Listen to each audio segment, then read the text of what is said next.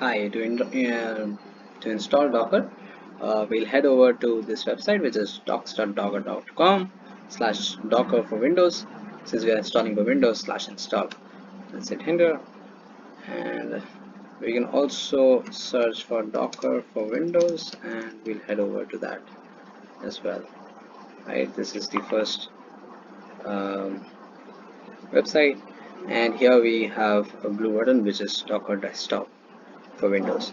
We click on that, and we'll let the 525 MB installation complete. I'll just pause it for here.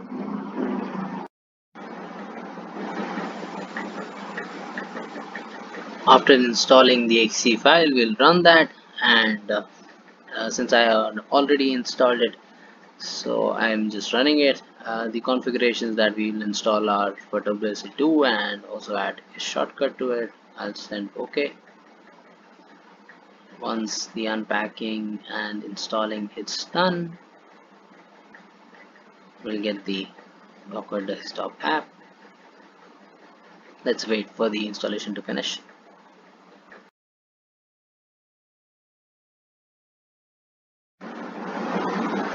Once installed and run successfully, um, this is how Docker desktop looks like. It has container and apps and the images as well. So right now I have no running images, and the remote repositories that I have, I'm currently signed in as Tanky Tomato, which is my Docker Hub user ID.